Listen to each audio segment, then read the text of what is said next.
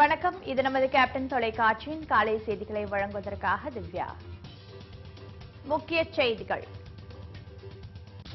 பகுதி நேர ஆசிரியர்களுக்கு ஊதிய உயர்வு வழங்காத தமிழக அரசுக்கு கேப்டன் விஜயகாந்த் கண்டனம். மத்திய அரசு வழங்கிய ஊதிய உயர்வை உடனே வழங்கவும் வலியுறுத்தல். தங்களுக்காக குரல் கொடுத்த தேமுதிக தலைவர் கேப்டன் விஜயகாந்துக்கு பகுதி நேர ஆசிரியர்கள் நெஞ்சார்ந்த நன்றி. கோரிக்கைகளை உள்வாங்கி அரசுக்கு அழுத்தம் கொடுத்ததாகவும் நெகிழ்ச்சி.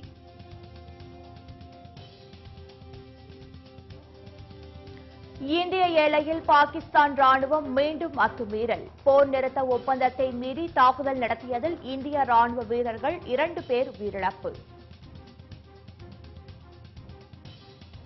அசாமில் வெள்ளத்தில் சிக்கி பலியானவர்களின் எண்ணிக்கை 44ஆக உயர்வு. நேற்று ஒரே நாளில் மட்டும் 5 பேர் வெள்ளத்தில் சிக்கி உயிரிழப்பு.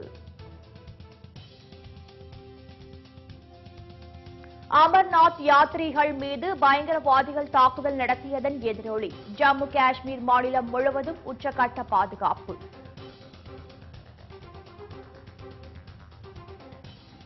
விரிவான செய்திகள்.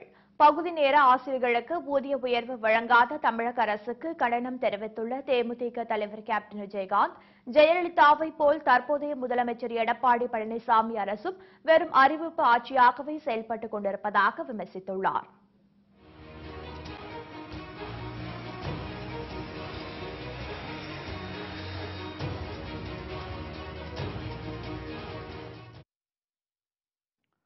இது தொடர்பாக அவர் விடுத்துள்ள அறிக்கையில், தமிழகம் முழுவதும் கடந்த 2012ஆம் ஆண்டு 16,549 பகுதி நேர ஆசிரியர்கள் நியமனம் செய்யப்பட்டதாகவும், தற்பொழுது 15,169 பகுதி நேர ஆசிரியர்கள் மட்டுமே பணியாற்றி வருவதாகவும் குறிப்பிட்டுள்ளார்.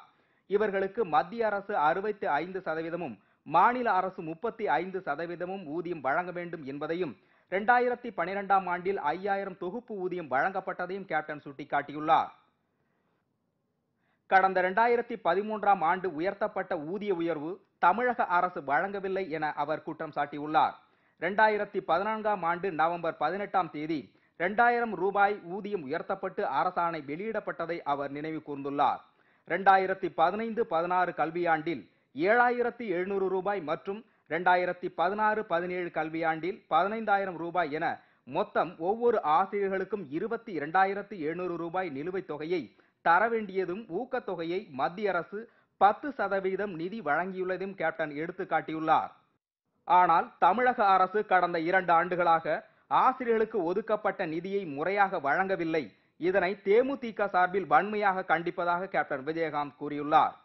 தமிழக அரசு முறையாக பகுதி நேர ஆசிரியர்களுக்கு ஊதிய உயர்வு வழங்கியிருந்தால் இந்த கல்வியாண்டில் 9,200 ரூபாய் ஊதியமாக பெற்றிருப்பார்கள் என கூறியுள்ள அவர், சரியான நேரத்தில் ஊதிய உயர்வை வழங்காத காரணத்தால் பல குடும்பங்கள் கஷ்ட சூழ்நிலைக்கு தள்ளப்பட்டுள்ளதாக வேதனை தெரிவித்துள்ளார்.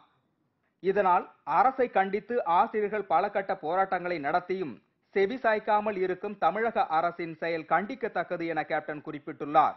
இவர்களுடைய கோரிக்கையை ஏற்று உடனே தமிழக அரசு ஆசிரியர்களுக்கு மத்திய அரசு வழங்கிய ஊதிய உயர்வை உடனடியாக வழங்க வேண்டும் என கேப்டன் விஜயகாந்த் வலியுறுத்தியுள்ளார்.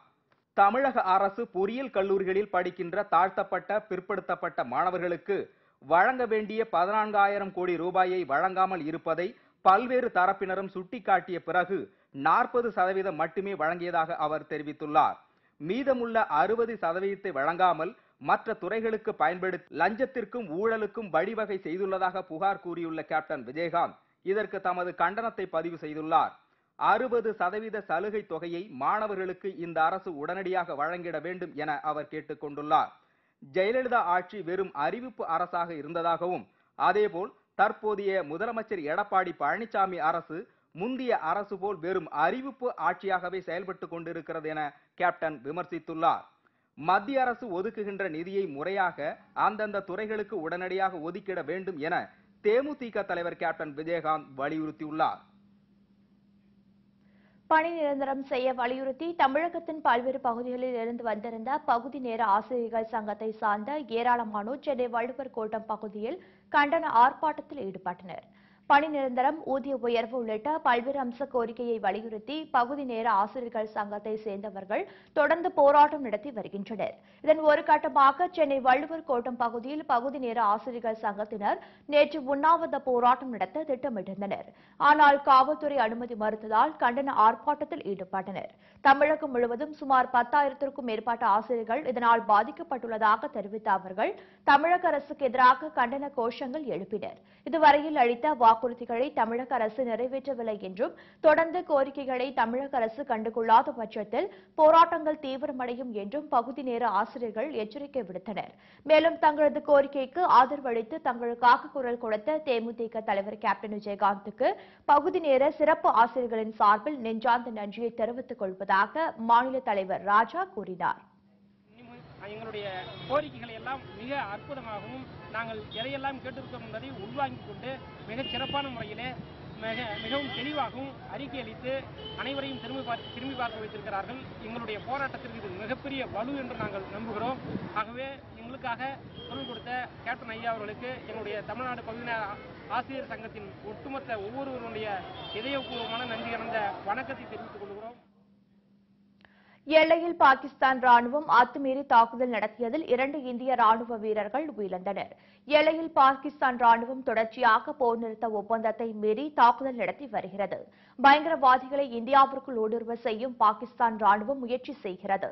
இந்நிலையில் காஷ்மீரில் குப்வாரா மாவட்டம் கேரான் செக்டாரில் உள்ள எல்லை கட்டுப்பாட்டு கோட்டு பகுதியில் அமைந்துள்ள இந்திய ராணுவ நிலைகளை குறிவைத்து பாகிஸ்தான் ராணுவம் திடீரென தாக்குதல் நடத்தியது. இதில் இந்திய ராணுவ வீரர்கள் 2 பேர் காயமடைந்தனர். அவர்கள் உடனடியாக மருத்துவமனைக்கு கொண்டு செல்லப்பட்டனர். அங்கு சிகிச்சை பலனின்றி அவர்கள் உயிரிழந்ததாக ராணுவ தரப்பில் தெரிவிக்கப்பட்டுள்ளது. பத்கமில் நேற்று இரவு விடிய நடந்த துப்பாக்கி சண்டையில் 3 பாகிஸ்தான் பயங்கரவாதிகள் கொல்லப்பட்ட சில மணி நேரங்களில் இந்த தாக்குதல் நடைபெற்றுள்ளது குறிப்பிடத்தக்கது. வடகிழக்கு மாநிலங்களில் பெய்து வரும் கனமழை காரணமாக அசாமில் வெள்ளத்தில் சிக்கி பலியானவர்களின் எண்ணிக்கை 44ஆக உயர்ந்துள்ளது. வடகிழக்கு மாநிலங்களான அசாம், அருணாச்சல பிரதேசம் மற்றும் மணிப்பூர் மாநிலங்களில் கடந்த சில நாட்களாக கனமழை பெய்து வருகின்றது. இதனால் மாநிலத்தின் பெரும்பாலான இடங்களில் வெள்ளம் பெருக்கெடுத்து ஓடுகிறது. கனமழை காரணமாக பிரம்மபுத்திரா நதியின் கரையில் வசிப்பவர்கள் பாதுகாப்பான இடங்களுக்கு அப்புறப்படுத்தப்பட்டுள்ளனர். இந்நிலையில் அசாம் மாநிலத்தில் வெள்ளத்தில் சிக்கி பலியானவர்களின் எண்ணிக்கை 44ஆக உயர்ந்துள்ளது. நேற்று ஒரே நாளில் மட்டும் 5 பேர் உயிரிழந்துள்ளதாகவும் தகவல்கள் தெரிவிக்கின்றன. இந்நிலையில் வெள்ளத்தால் பாதிக்கப்பட்ட பகுதிகளுக்கு சென்ற அம்மாநில முதல்வர் சர்பானந்த சனோவால் மீட்பு பணிகளை முடக்கிவிட்டுள்ளார். பாதிக்கப்பட்ட 25 மாவட்டங்களில் நிவாரண முகாம்கள் அமைக்கப்பட்டுள்ளதாகவும் மருத்துவம், உணவு உள்ளிட்ட உதவிகள் வழங்கப்படுவதாகவும் அவர் தெரிவித்துள்ளார். அமர்நாத் யாத்ரிகள் மீது பயங்கரவாதிகள் தாக்குதல் நடத்தியதை அடுத்து ஜம்மு காஷ்மீர் மாநிலம் முழுவதும் உச்சக்கட்ட பாதுகாப்பு போடப்பட்டுள்ளது என மத்திய உள்துறை அமைச்சகம் தெரிவித்துள்ளது. தொடர்பாக மத்திய உள்துறை அமைச்சகம் வெளியிட்டுள்ள அறிவிப்பில் அமர்நாத் பனிலிங்க தரிசன யாத்திரை இந்தியாவின் ஒற்றுமையை பறைசாற்றுவதாகவும் இந்த ஒற்றுமையை சீர்குலைக்கும் வகையில் பயங்கரவாதிகள் செயல்பட்டு வருவதாகவும் கூறப்பட்டுள்ளது. இதனையடுத்து பிரதமர் மோடி, உள்துறை அமைச்சர் ராஜ்நாத் சிங் ஆகியோரின் உத்தரவுப்படி உள்துறை இணை அமைச்சர் ஹன்ஸ்ராஜ் ஹசீர், பிரதமர் அலுவலகத்துறை இணை அமைச்சர் ஜிதேந்திர சிங் ஆகியோர் காஷ்மீருக்கு சென்று கவர்னர் வோரா, முதல்வர் ஹெபுபுவா முக்தி, போலீஸ் மற்றும் ராணுவ உயர் அதிகாரிகளை சந்தித்து பேசியதாகவும் அவர்கள் அளித்த பரிந்துரையின் அடிப்படையில் ஜம்மு காஷ்மீர் முழுவதும் உச்சக்கட்ட பாதுகாப்பு போடப்பட்டுள்ளதாகவும் தெரிவிக்கப்பட்டுள்ளது. மேலும் அமர்நாத் யாத்திரை தொடர்ந்து பாதுகாப்பாக நடக்க அனைத்து ஏற்பாடுகளும் செய்யப்பட்டுள்ளதாகவும் அந்த அறிக்கையில் கூறப்பட்டுள்ளது.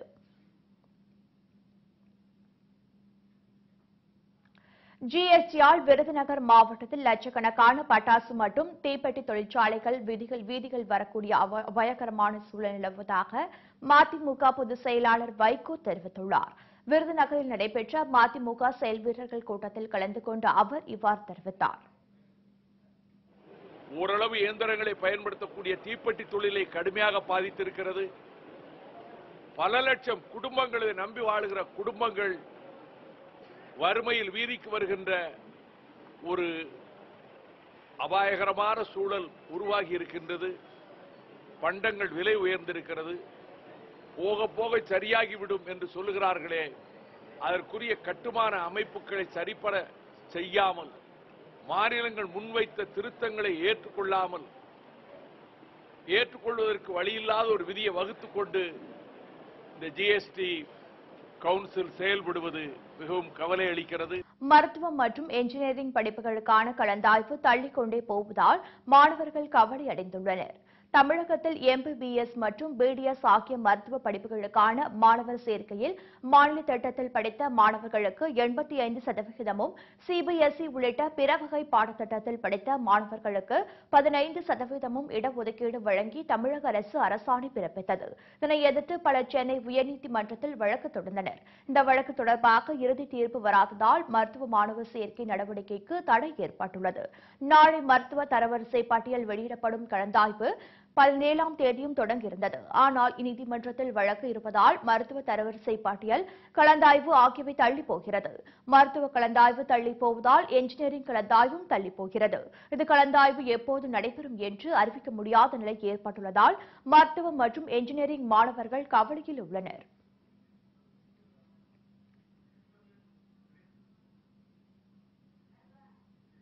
பல்வேறு நிகழ்வுகளை செய்தித் தூரர்களாக தற்போது பார்க்கலாம். தேக்கு மரங்களை வெட்ட லஞ்சம் பெற்ற வனச்சரகருக்கு 3 ஆண்டு சிறை தண்டனை மற்றும் 40,000 அபராதம் விதித்து ஸ்ரீவில்லிபுத்தூர் குற்றவியல் முதன்மை நீதிமன்றம் உத்தரவிட்டுள்ளது. படிக்காசு வைத்தான் பட்டியலைச் சேர்ந்த ராதாகிருஷ்ணன் என்பவர் தனது சொந்தமான இடத்தில் உள்ள தேக்கு மரத்தை வெட்ட வனச்சரக சுப்பிரமணி 40,000 ரூபாய் லஞ்சம் பெற்றதாக கடந்த 2010ஆம் ஆண்டு லஞ்ச ஒழிப்பு போலீசாரால் கைது செய்யப்பட்டார். மின் நுகர்வோருக்கான கைபேசி செயலி சேவையை மின்சாரத்துறை அமைச்சர் தங்கமணி தொடங்கி வைத்தார். இதில் வீடு மற்றும் வணிக வளாகம், தொழிற்சாலை உள்ளிட்டவைகளுக்கு மின்சார கட்டணம் செலுத்திக் கொள்ளலாம் என்றும், இந்த செயலியை இதனை கூகுளில் இருந்து பதிவிறக்கம் செய்து கொள்ளலாம் என்றும் அவர் தெரிவித்தார். சென்னை வள்ளுவர் கோட்டத்தில் கிறிஸ்தவ தேவாலயத்திற்கு மாநகராட்சி ஊழியர்கள் சீல் வைக்க முற்பட்டதால் தேவாலய மக்களுக்கும் ஊழியர்களுக்கும் இடையே தள்ளுமுடி ஏற்பட்டது. உயர்நீதிமன்றம் தங்களுக்கு இம்மாதம் 17ஆம் வரை கால அவகாசம் கொடுத்துள்ள நிலையில் அவசரமாக அதிகாரிகள் சீல் வைக்க முற்படுவதை ஏற்க முடியாது என்று அவர்கள் தெரிவித்தனர். கோயில்களில் உள்ள 30,000 பணியாளர்களுக்கு பணிக்கொடை வழங்க வேண்டும், பணிக்கொடை வழங்குவது குறித்த உச்சநீதிமன்ற உத்தரவை அமல்படுத்த வேண்டும் உள்ளிட்ட 7 அம்ச கோரிக்கைகளை வலியுறுத்தி தமிழ்நாடு முதுநிலை திருக்கோவில் பணியாளர்கள் சங்கத்தினர் வலியுறுத்தினர். மேலும் தமிழ்நாடு முதுநிலை திருக்கோயில் பணியாளர்களை அறநிலையத்துறை ஊழியர்களாக அறிவிக்க வேண்டும் என்றும் அவர்கள் கோரிக்கை விடுத்தனர்.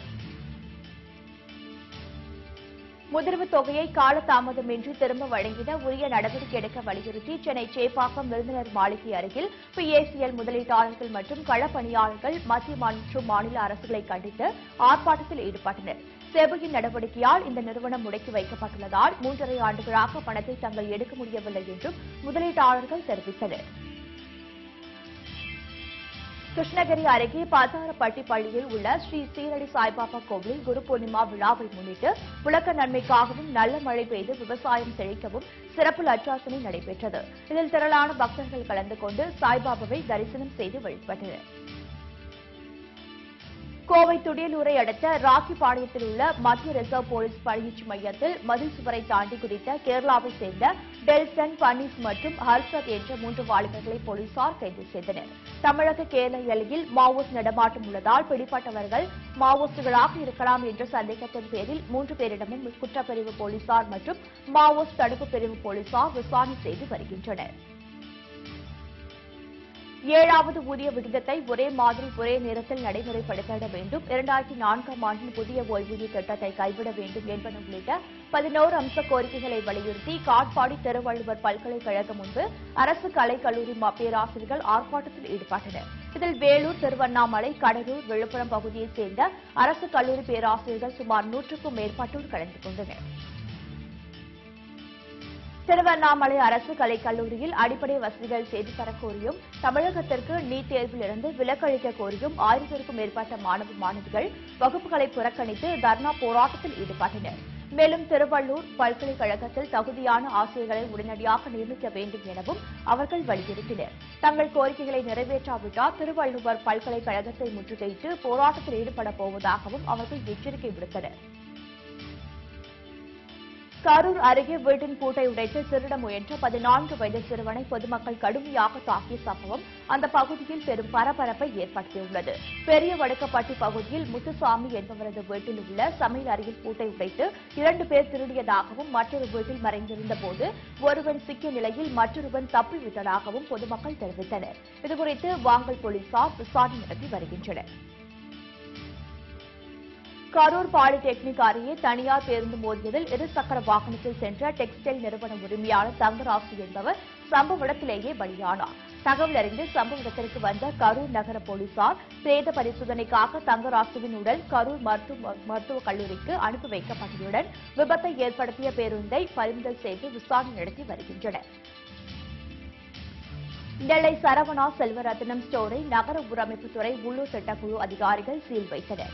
வாகன நிறுத்தத்திற்கு அனுமதி பெற்ற இடத்தில் வணிக வளாகம் நடத்தியதாகவும் போதிய பாதுகாப்பு அம்சம் இல்லை எனவும் நெல்லையைச் சேர்ந்த சரத் எலிகோ என்பவர் உயர்நீதிமன்ற மதுரை கிளையில் வழக்கு தொடர்ந்தார். இந்த வழக்கை விசாரித்த நீதிபதிகள் கட்டிடத்திற்கு சீல் வைக்க மாவட்ட ஆட்சியருக்கு உத்தரவிட்டதைத் தொடர்ந்து அதிகாரிகள் இந்த நடவடிக்கையை மேற்கொண்டனர்.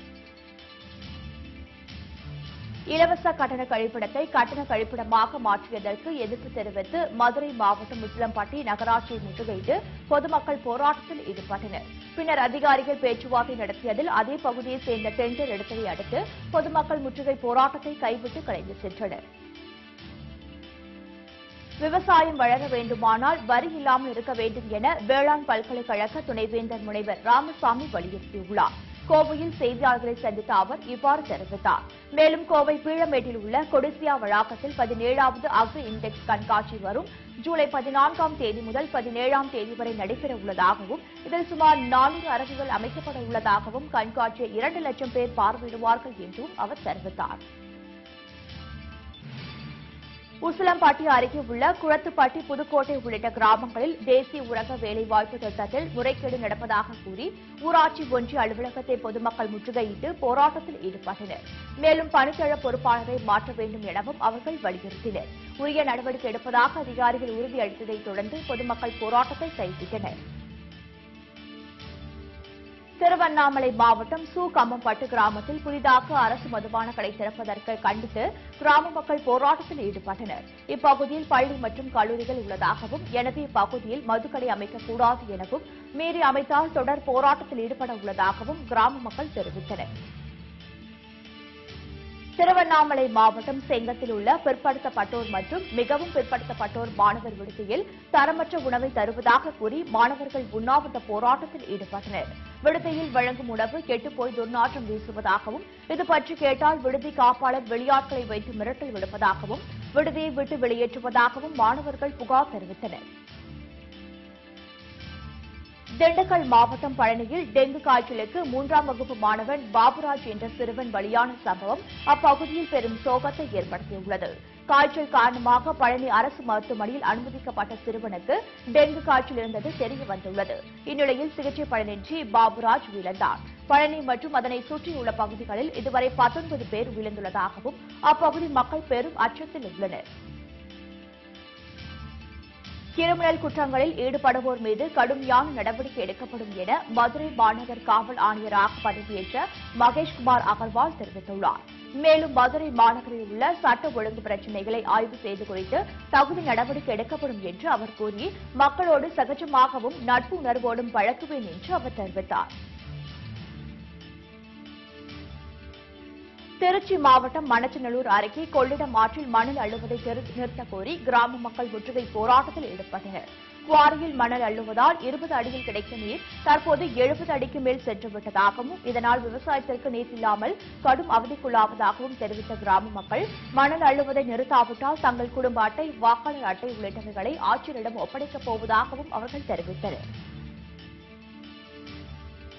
நீட் தேர்விலிருந்து தமிழகத்திற்கு விலக்கு அளிக்க கோரி ஜனநாயக உரிமை பாதுகாப்பு கூட்டமைப்பு, திராவிடர் கழகம், காங்கிரஸ், கம்யூனிஸ்ட், விடுதலை சிறுத்தைகள் உள்ளிட்ட பல்வேறு கட்சியைச் சேர்ந்த திருச்சி சிந்தாமணி அண்ணா சிலை அருகே கண்டன ஆர்ப்பாட்டத்தில் ஈடுபட்டனர். இதில் பழைய முறையில் மருத்துவ தேர்வு நடத்தவும், தமிழ்நாடு சட்டமன்ற தீர்ப்பாயத்தை குடியரசுத் தலைவர் ஒப்புதல் பெறவும் மத்திய மாநில அரசுகளுக்கு வலியுறுத்தப்பட்டது. இதேபோல் திண்டுக்கல், அரியலூர், மதுரை, சேலம் உள்ளிட்ட இடங்களிலும் ஆர்ப்பாட்டம் நடைபெற்றது. கதிராமங்கலத்தில் போராட்டத்தில் ஈடுபட்டு வரும் மக்களுக்கு ஆதரவாக தஞ்சை சரபோஜி கல்லூரி மாணவர்கள் ஆர்ப்பாட்டத்தில் ஈடுபட்டனர். அப்போது போராட்டம் நடத்திய மக்கள் மீது பொய் வழக்கு போட்டதுடன் பேராசிரியர் ஜெயராமன் உள்ளிட்ட 10 பேரை கைது செய்து சிறையில் அடைத்துள்ள நிலையில் கைது செய்யப்பட்ட அவர்களை விடுதலை செய்ய வேண்டும் எனவும் அவர்கள் வலியுறுத்தினர். இதே கோரிக்கையை வலியுறுத்தி நாமக்கல் அடுத்த லத்துவாடியில் உள்ள அறிஞர் அண்ணா அரசு கலைக் கல்லூரி மாணவ மாணவிகளும் வகுப்புகளை புறக்கணித்து போராட்டத்தில் ஈடுபட்டனர். திருவண்ணாமலை அருகே மூதாட்டியை கொலை செய்துவிட்டு 35 சவரன் தங்க நகை கொள்ளையடிக்கப்பட்ட சம்பவம் பெரும் பரபரப்பை ஏற்படுத்தியுள்ளது. கீழ்செட்டிப்பட்டு கிராமத்தைச் சேர்ந்த தாயம்மாள் என்பவர் வீட்டில் தனியாக தூங்கியுள்ளார். அப்போது அங்கே வந்த மர்ம நபர்கள் மூதாட்டியை கடுமையாக தாக்கி கொலை செய்துவிட்டு அவர் அணிந்திருந்த 35 சவரன் தங்க நகைகளை கொள்ளையடித்து சென்றனர். இதுகுறித்து தகவல் அறிந்து வந்த கிராமிய காவல்துறையினர் கொலை குறித்து விசாரணை நடத்தி வருகின்றனர். நாகை மாவட்டம் சீர்காழியில் மின்சாரம் பாய்ந்து 4 வயது சிறுவன் பரிதாபமாக பலியானார். சீர்காழியை அடுத்த மகேந்திரப்பள்ளி கிராமத்தைச் சேர்ந்த சுரேஷ் என்பவரின் 2 வயது மகன் தர்ஷன் ஆகியோர் வீட்டின் அருகே விளையாடிக் கொண்டிருந்தனர். அப்போது அருகில் இருந்த மற்றொரு வீட்டின் மின் இணைப்பில் இருந்த எர்த் கம்பியை ராகேஷ் மிதித்ததால் இருவரும் தூக்கி எறியப்பட்டனர். இந்த விபத்தில் சிறுவன் ராகேஷ் நிகழ்விடத்திலேயே பரிதாபமாக விழுந்தார். நாமக்கல்லில் கடந்த 5 மாதத்திற்கு மேலாக குடிநீர் முறையாக விநியோகம் செய்யப்படாததால் ஆவேசமடைந்த பெண்கள் காலிக்குடங்களுடன் நாமக்கல் துறையூர் சாலையில் மறியல் போராட்டத்தில் ஈடுபட்டனர். நாமக்கல் மாவட்டம் எருமப்பட்டி ஊராட்சிக்கு உட்பட்ட அலங்காநத்தம் பகுதியில் வசித்து வரும் 500க்கும் மேற்பட்ட குடும்பத்தினருக்கு குடிநீர் கிடைக்காமல் மிகுந்த அவதிக்குள்ளாகி வருகின்றனர். இந்நிலையில் நாமக்கல் துறையூர் சாலையில் நடைபெற்ற மறியல் போராட்டம் காரணமாக அந்த பகுதியில் 2 மணி நேரத்திற்கு மேலாக போக்குவரத்து பாதிக்கப்பட்டது. 2 சக்கர வாகன ஓட்டிகள் தலைக்கவசம் அணிவதன் அவசியத்தை வலியுறுத்தி திண்டுக்கல் மாநகர பேருந்து நிலையம் அருகே பேரணி நடைபெற்றது. மது அருந்தி வாகனம் ஓட்டாதே, சாலையில் அதிக வேகனம் செல்லாதே, சாலையில் முந்தாதே என்பது போன்ற பதாகைகளை கைகளில் ஏந்தியவாறு போலீசார் பேரணியில் ஈடுபட்டனர். இந்த பேரணியை திண்டுக்கல் மாநகர கூடுதல் துணை கண்காணிப்பாளர் சிகாமணி கொடியசைத்து துவக்கி வைத்தார்.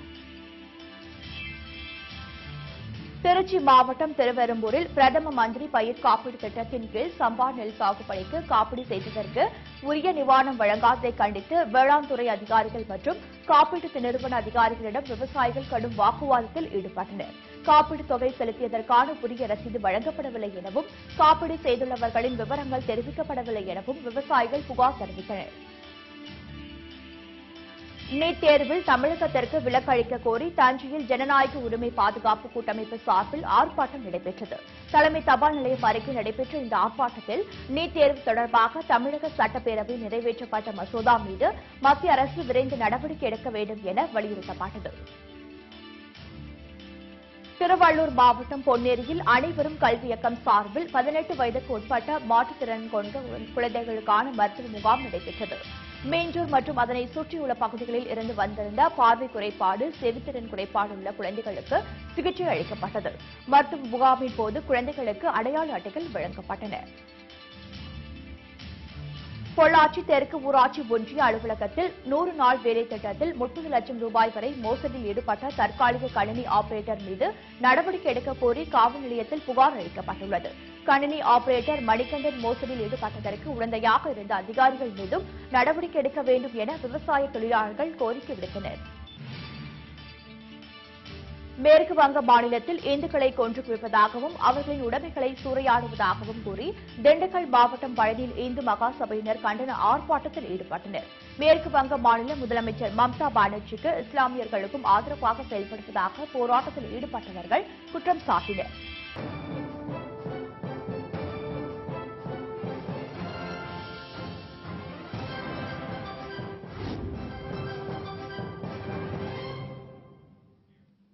செய்திகள் தொடர்கின்றன. ஊழல் மற்றும் பண முறைகேடு செய்ததற்காக பிரேசில் நாட்டின் முன்னாள் அதிபர் லூயிஸ் இனோசா 9 ஆண்டுகள் சிறை தண்டனை விதிக்கப்பட்டுள்ளது. தென்னாப்பிரிக்கா நாடான பிரேசிலில் 2003 முதல் 2010 வரை அதிபராக பதவி வகித்தவர் லூயிஸ். இவரது பதவி காலத்திற்கு ஊழல் மற்றும் சட்டவிரோதமாக பண பரிமாற்றம் செய்ததற்காக குற்றச்சாட்டு எழுந்துள்ளது. இதனை அடுத்து அவர் மீதான வழக்கு அந்நாட்டு நீதிமன்றத்தில் நடந்து வந்தது. இந்நிலையில் இந்த வழக்கின் மீதான தீர்ப்பு நேற்று அறிவிக்கப்பட்டது. அதில் முன்னாள் அதிபர் லூயிஸ் குற்றவாளி என்று நீதிமன்றம் அறிவித்துள்ளது. மேலும் 9.5 ஆண்டுகள் அவருக்கு சிறை தண்டனை விதித்து நீதிமன்றம் உத்தரவிட்டது.